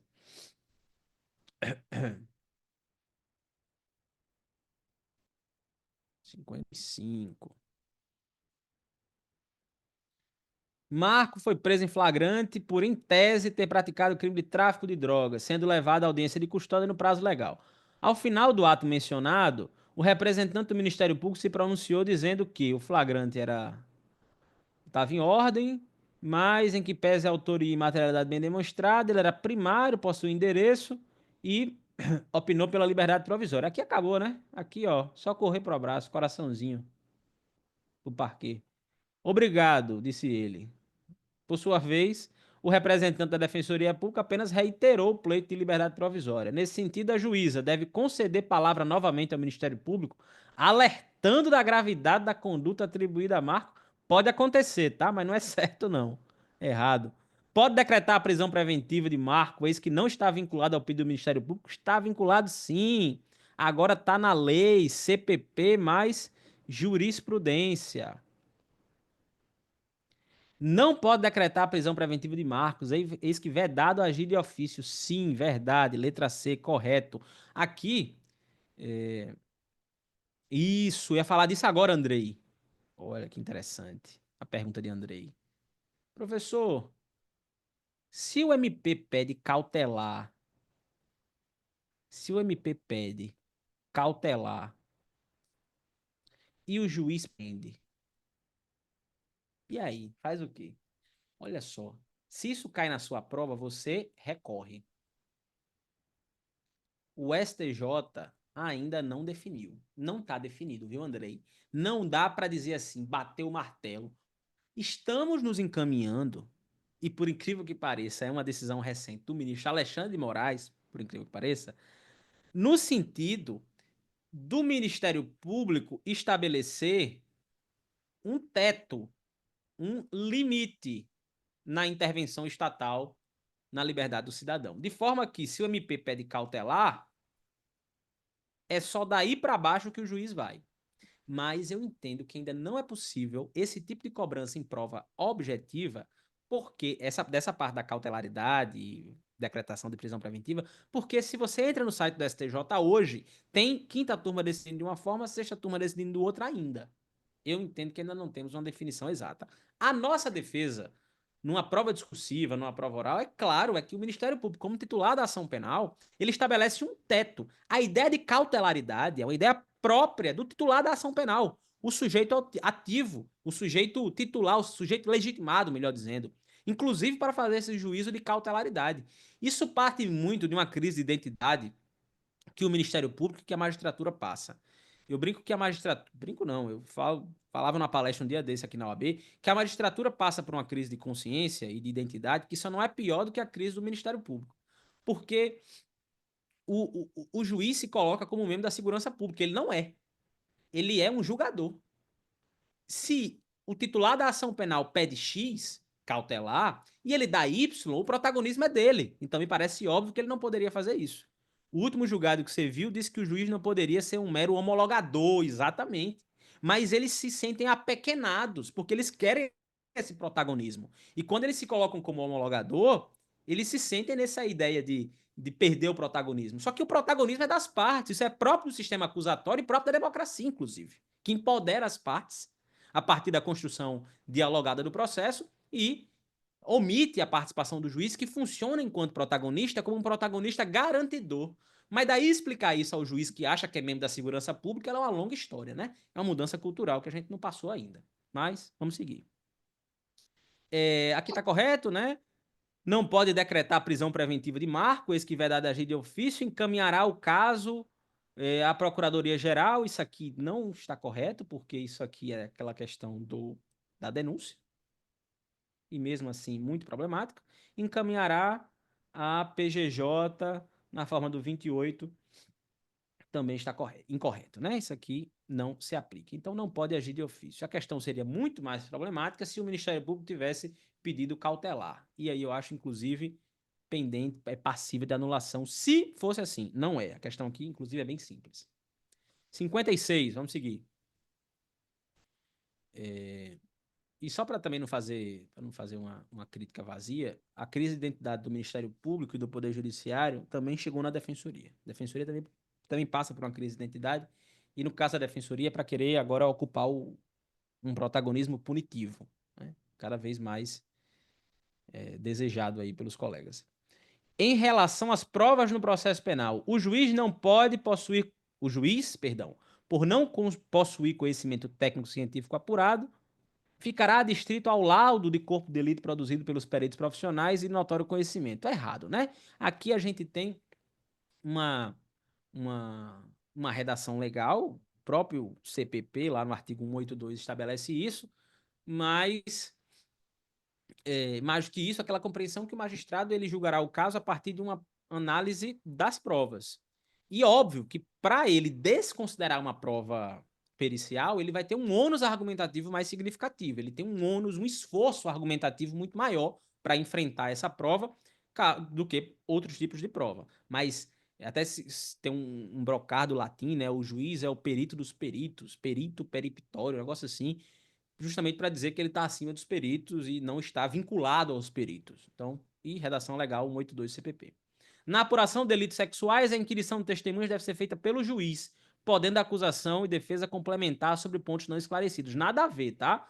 Não é porque é crime sexual que é assim, não. O máximo que pode acontecer é dentro daquela perspectiva de depoimento especial e tudo mais, as perguntas serem concentradas e feitas por uma profissional, um psicólogo, um assistente social, coisa do tipo, tá? Mas esse protagonismo do juiz, porque ele tá ali garantindo, não, isso aí não tem essa característica. Pelo contrário, o juiz, ele é um sujeito que deve aqui ser coadjuvante. Ele não pode ser protagonista na produção probatória, o que infelizmente é muito raro, né? Porque os juízes são curiosos. Não sendo possível o exame de corpo de delito por haver desaparecidos vestígios, a prova testemunhal e a confissão poderão suprir-lhe a falta. Aqui é aquela questão clássica, batida, que trata lá do artigo 167, né, salvo engano, do CPP, que fala justamente que não sendo possível o exame de corpo de delito por terem desaparecido os vestígios, a prova testemunhal poderá suprir a falta. Mas a busca da informação aqui é que essa prova testemunhal e a confissão não é suficiente para suprir a falta, e quando a infração deixar vestígios, 158 CPP, é obrigatório, é indispensável o exame de corpo de delito. E aí, sendo indispensável o exame de corpo de delito, não pode suprir a confissão do acusado para esse fim. Pode haver acariação entre corréus? Pode haver acariação entre corréus. Inclusive, farei uma no júri em breve. Mas inexiste previsão legal para a acariação entre réu e testemunha. Errado, né? Errado. A acariação tanto entre réus como entre réu e testemunha é plenamente possível e tem previsão lá no 229 do CPP. Beleza? A acariação será admitida entre acusados, acusado e testemunha, entre acusado e testemunha e a pessoa ofendida, entre as pessoas ofendidas, sempre que divergirem em suas declarações sobre fatos ou circunstâncias relevantes. Beleza? Aí, letra E. Pronto. Cadê a colega que estava perguntando de uma anulação, de uma possibilidade de recurso? Possibilidade muito remota, tá? Por quê? Essa letra E, eu achei ela muito problemática. Isso aqui tá tudo errado, né? Errado, errado, errado. É, mas a letra E, ela traz uma redação expressa de um julgado do STJ. Então, isso aqui é uma cópia de um julgado do STJ que definiu que um corréu fez a NPP. O outro réu foi pro processo.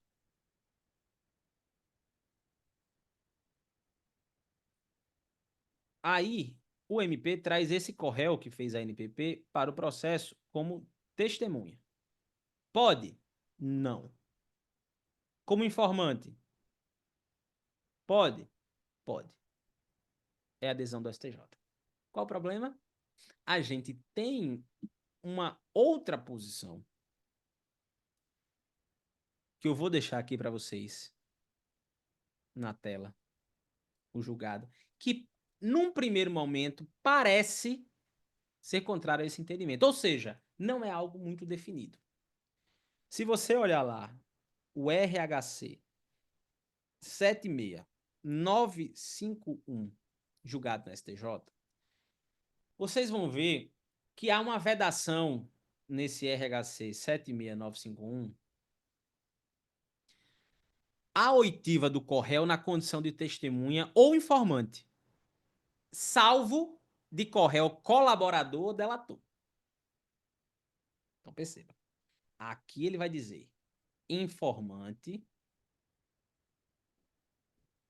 ou testemunha. Não pode. Exceção, colaborador ou delator. Tá? Pegaram a ideia?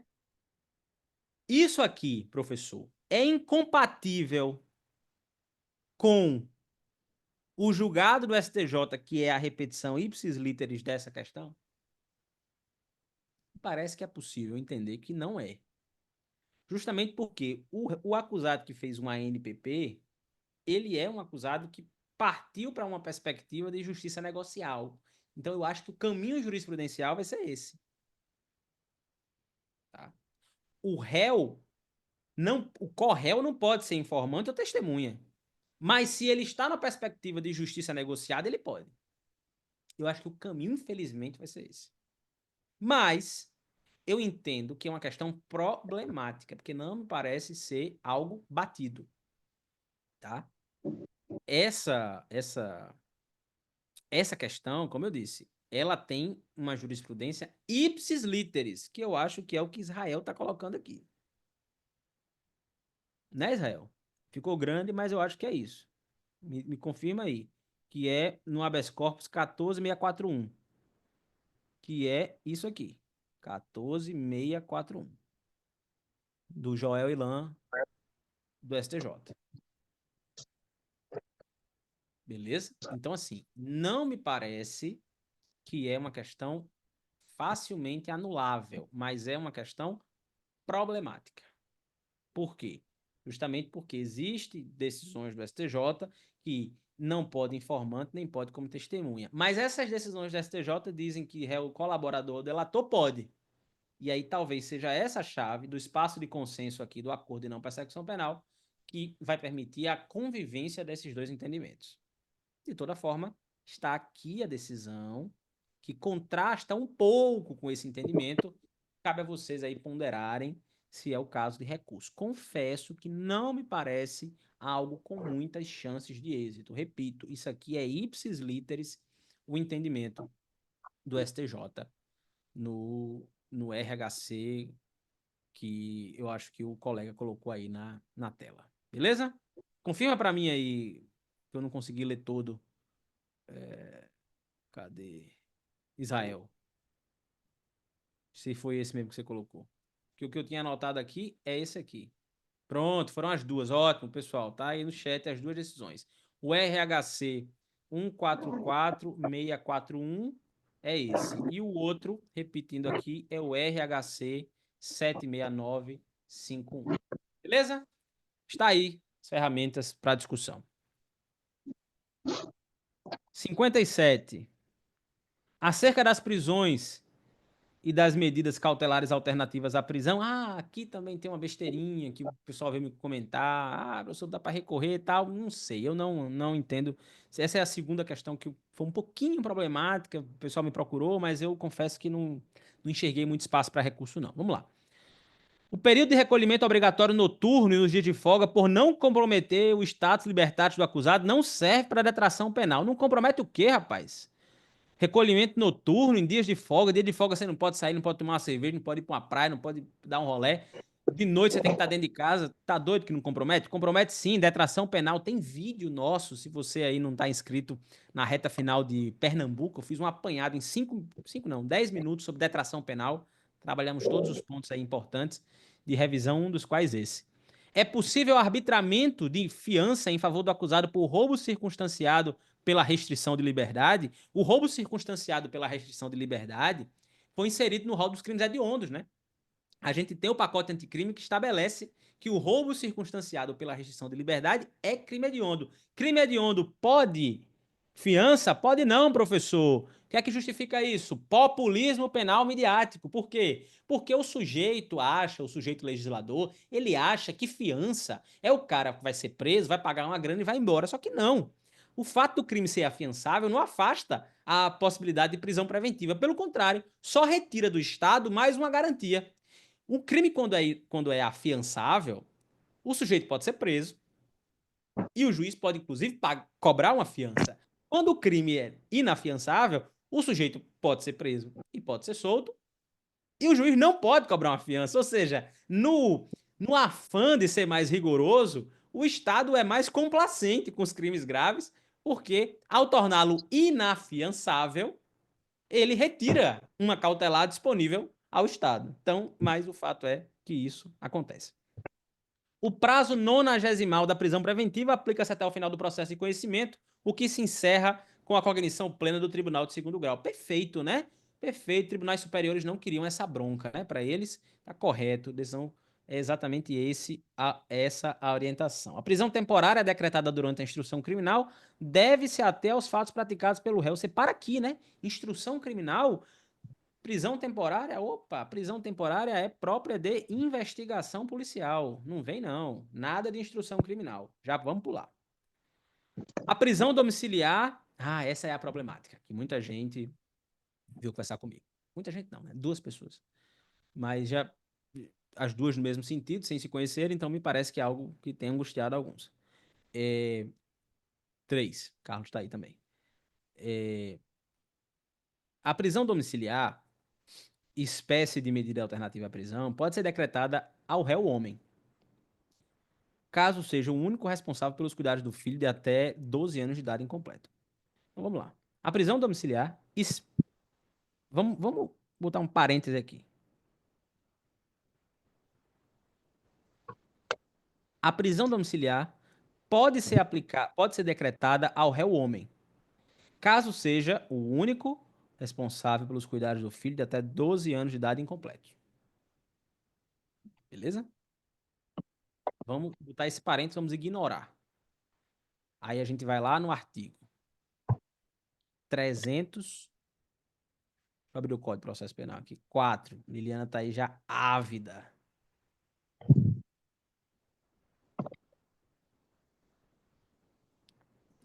Deixa eu abrir o processo penal aqui. Processo. Só um minutinho, segura aí. Que a Nara não apareceu ainda, vai me expulsar, então vamos seguindo. CPP. Me ajuda aí. 317, é?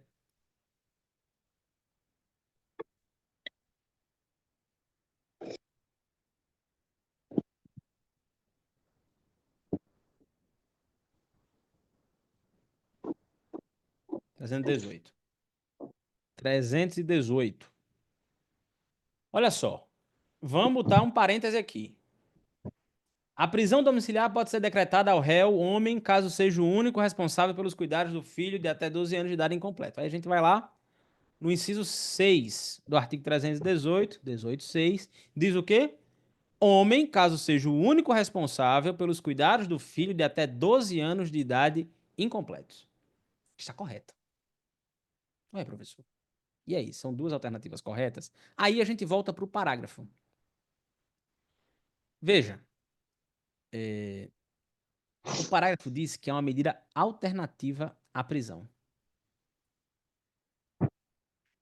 E se você vai lá no Código Penal, o capítulo 4, que começa com o artigo 317 e tem o artigo 318,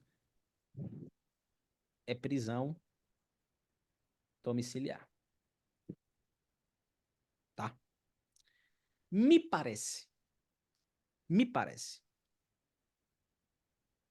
que o grande ponto dessa questão, dessa alternativa, é que você entenda que a prisão domiciliar, ela não é alternativa à prisão, ela é prisão.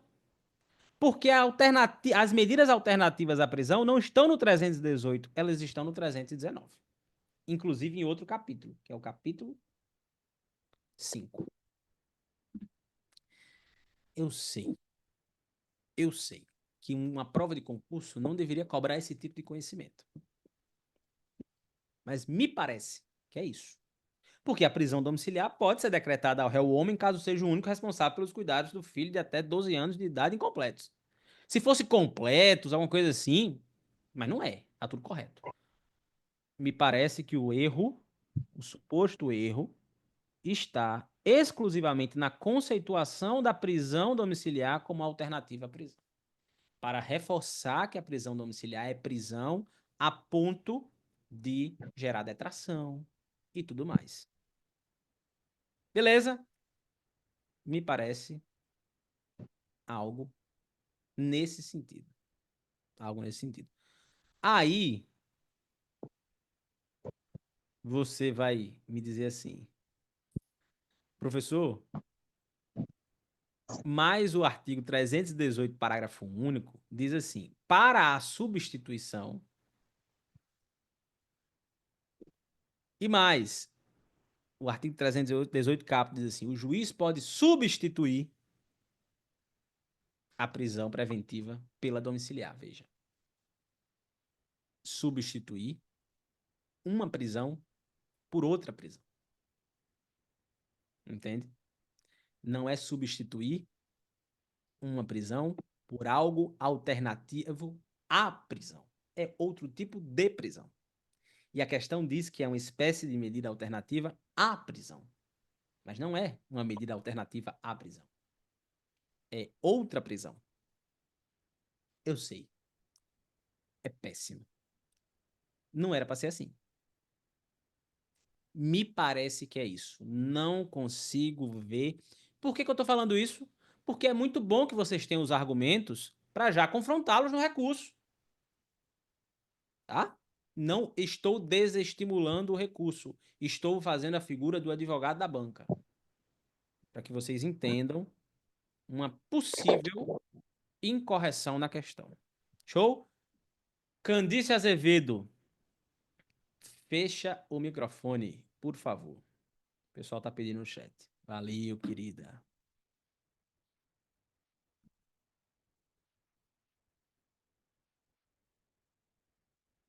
Vamos seguir.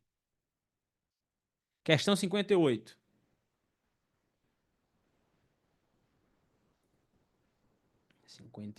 Pessoal, qualquer outra angústia, vai lá no Instagram, manda uma mensagem. Eu demoro a responder um pouquinho, mas eu respondo. Em determinada vara criminal, na Barra Funda, Guilherme Primário, após não ter aceitado a NPP, porque negou a autoria, foi denunciado por ter praticado furto mediante fraude. Guilherme teria se passado por manobrista e, desse modo, levado o veículo de Augusto. Ao receber os autos, o juiz competente entendeu ser caso de estelionato simples. Segundo o STJ, deve o juiz o quê? Rejeitar a denúncia? Vamos acelerar. Não, rejeitar a denúncia não, porque a capitulação... Isso, viu, Carlos? Concordo. Concordo. A mera discordância da capitulação na caso de rejeição de denúncia, né? A rejeição da denúncia diz muito mais respeito a esmiuçamento dos fatos, análise pormenorizada dos fatos, individualização das condutas. Determinar o retorno dos autos ao PJ, ao promotor, para que corrija a capitulação, não. Acabo de dizer, a correção de capitulação não faz sentido. Enviar o PGJ nos termos do 28 também não, porque esse 28 diz respeito à discordância do arquivamento, né? E não quanto à capitulação, repito. A pergunta aqui, ela diz respeito se é possível o juiz já fazer um emendácio libelli no início do processo. Isso, em regra, não faz sentido. Mas fará sentido, segundo a jurisprudência, aí a alternativa D, quando o juiz, sem modificar a descrição do fato contido na denúncia da queixa, atribua a definição jurídica diversa, fazendo, portanto, a emendácio libelli, para operar uma desclassificação, ainda que de cara, da possível conduta para, por exemplo, adequar a competência ou para aplicar algum tipo de medida despenalizadora prevista na lei. Então a jurisprudência encaminha nesses dois sentidos. Essa emendácio, essa adequação dos fatos a leis, mudando a definição jurídica, ela não é vedada para ser feita desde logo. Ela é possível, mas para essas, basicamente para essas duas finalidades, para uma adequação de competência, imagina um juizado, ou para a aplicação de institutos despenalizadores, que é justamente a alternativa, tá? O juiz deve, então, alternativa D. O juiz deve denunciar e deve receber a denúncia e aguardar a instrução criminal para maiores esclarecimentos, somente após proceder a emendar a libere? Não, né? Justamente por isso, porque essa possibilidade aí de esperar tudo implicaria num problema de competência, por exemplo. Não é da minha vara, era do juizado, era da violência doméstica. Isso pode ter implicações em termos prescricionais. Então a jurisprudência vem admitindo, tanto para fins de. Isso já é um entendimento antigo, viu, Andrei? Já vem há um tempo. Tanto para fins de adequação de competência, quanto para fins de aplicação de algum instituto despenalizador. Sigamos. 59. Tá acabando? Tá acabando. Faltam 3. Segura aí. Vamos junto. André foi preso em flagrante e posteriormente denunciado em Santo André por ter praticado tráfico de drogas. Ao final da instrução, foi condenado a pena de 5 anos de reclusão em regime fechado, em que pese a sua negativa de autoria. Foi expedido competente guia e iniciou o cumprimento. A defesa interpôs apelação, sendo negado o provimento, negou provimento. Ainda resignado, impetrou habeas corpus perante o STJ. Ah, lembrei da questão, qual é? Onde o resultado do julgamento indicou que a turma não conheceu o habeas corpus, mas concedeu a ordem de ofício para aplicar o redutor do parágrafo 4º, redimensionando a pena para 1 ano e 8 meses regime aberto e expedindo alvará de soltura. Caso André, por meio da defensoria, queira interpor uma revisão criminal para pleitear sua absolvição, deverá fazer por onde? Meus amigos, a ideia aqui é simples. O HC no STJ é uma medida autônoma que não vai implicar em mudança de competência da revisão criminal, tá? Diferentemente seria se o STJ tivesse julgado um recurso especial, beleza? Aqui o habeas corpus não altera a competência da revisão criminal, que permanecerá sendo do Tribunal de Justiça de São Paulo. Acho que essa questão aqui não teve lá muita angústia. 60, sobre inquérito policial. Eita, danado. Segura aí, que vai voltar.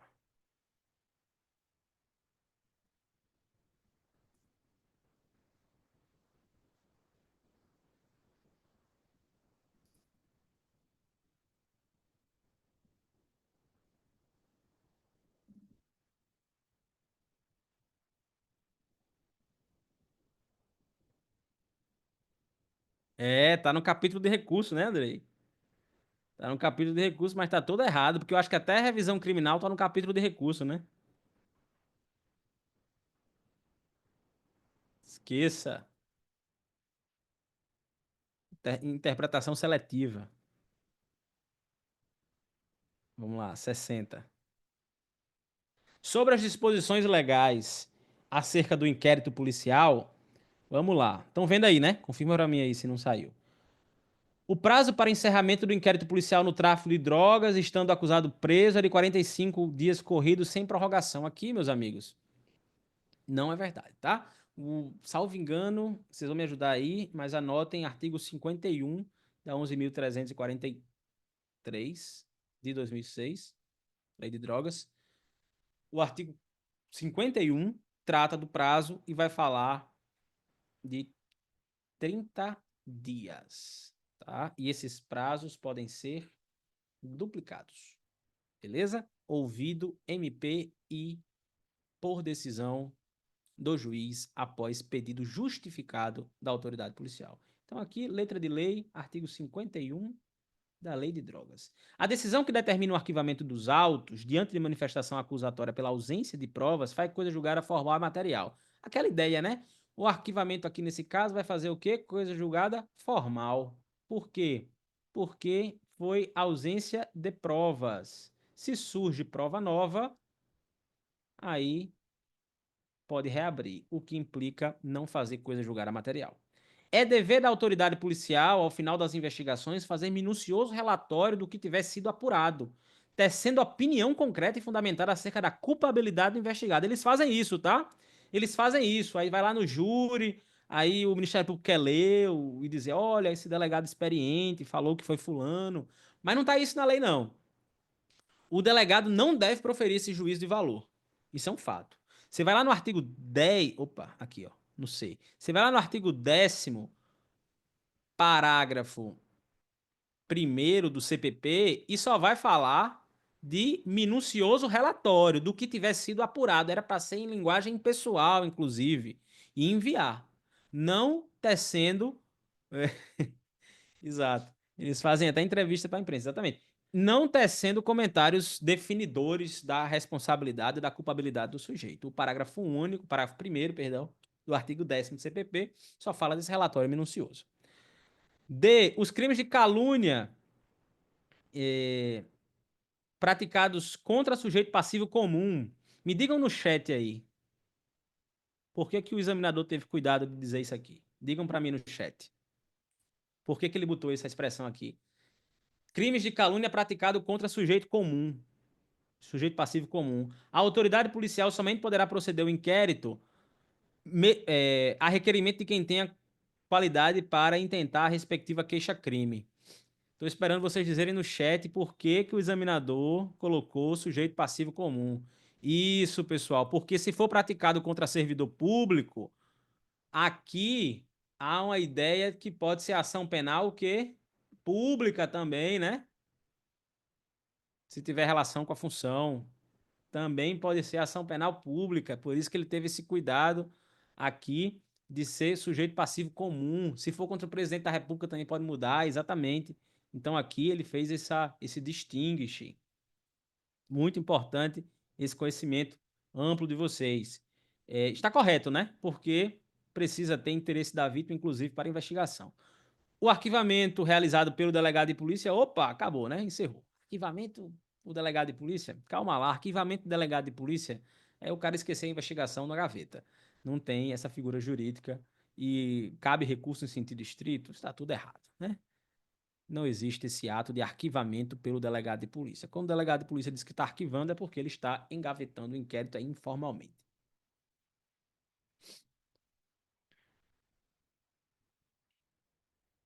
Última questão.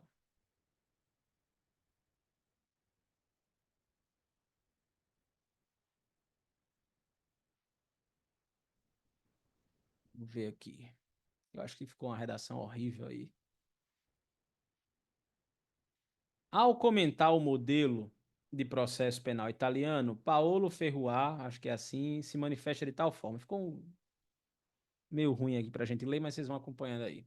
Aí ele, uma, uma, um excerto aqui doutrinário bem interessante. Aí diz, sobre os elementos de prova no processo penal brasileiro e a respectiva atuação na fase atuação judicial na fase investigativa é correto.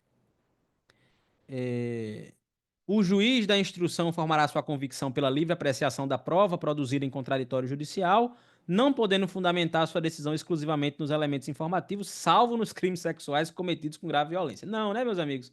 A gente não tem isso aqui, não. Não pode, não pode para nada, para nenhum crime. O material probatório produzido durante o inquérito e avaliado pelo juiz de garantia não será apensado aos autos do processo enviado ao juiz de instrução, em respeito à originalidade cognitiva. Essa era a ideia inicial, né? Originalidade cognitiva é muito importante. Essa ideia de imparcialidade levada a sério e tendo, inclusive, um respeito aos limites humanos da contaminação. Então, essa ideia de não entregar os atos investigativos para não contaminar o novo juiz era fantástica, mas o Supremo disse que isso era inconstitucional. Então tá errado. Errado essa, errado essa. O juiz que atua na fase investigativa pode presidir também a instrução criminal em casos de violência doméstica, tendo em vista que uma cisão rígida entre as fases de investigação e instrução impedirá que o juiz conheça toda a dinâmica do contexto de agressão e ampare as vítimas. Pelo amor de Deus. Por incrível que pareça, tiraram a, o juiz de garantias da violência doméstica. Quem atua em violência doméstica é difícil. Porque é o punitivismo andando de braço unido com as causas progressistas. Isso é um perigo. Porque geralmente são as causas progressistas que criticam o punitivismo, e aí quando eles se juntam é uma desgraça para o processo penal. Então, não tem juiz de garantias na violência doméstica, não tem juiz de garantias nas competências originárias dos tribunais, não tem juiz de garantias nas infrações de menor potencial ofensivo, não tem juiz de garantias no tribunal do júri, ou seja, nos locais sensíveis não tem juiz de garantia, tá?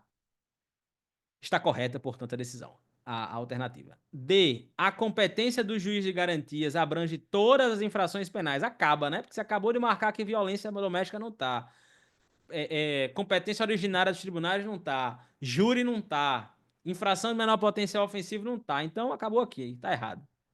Exceto a de menor potencial ofensivo. Exceto essa e outras. O juiz que conheceu o conteúdo da prova produzida durante o inquérito e depois declarada inadmissível não poderá proferir sentença ou acórdão. Era para ser assim. Era para ser assim desde 2008. A primeira etapa da reforma tópica do processo penal, realizada em 2008, tentando fazer com que o Código de Processo Penal fosse algo melhor e transformando ele numa verdadeira coxa de retalhos, tentou passar isso num parágrafo 4º, salvo engano, lá do artigo 157. Isso foi vetado pela Presidência da República. Em 2019, veio o pacote anticrime tentando de novo e foi declarado inconstitucional. Então, meus amigos, é um ranço inquisitório, é uma crença numa supremacia cognitiva do Poder Judiciário absolutamente arraigada na nossa cultura, porque teve um veto em 2008, em 2019 teve uma declaração de inconstitucionalidade. Então, meus amigos, tá errado, infelizmente. Tá certo, mas não tem. Então tá errada a alternativa.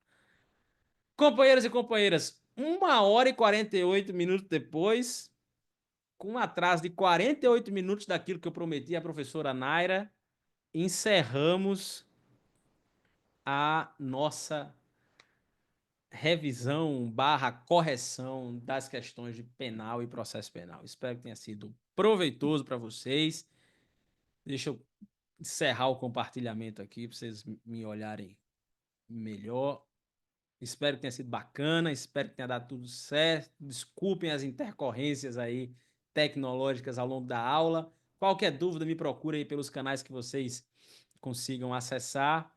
E se forem recorrer, espero que as minhas impressões auxiliem de alguma forma até para antecipar contraposições realizadas pela banca. Beleza? Um abraço, sigam firme e, acima de tudo, contem conosco aí na preparação de vocês.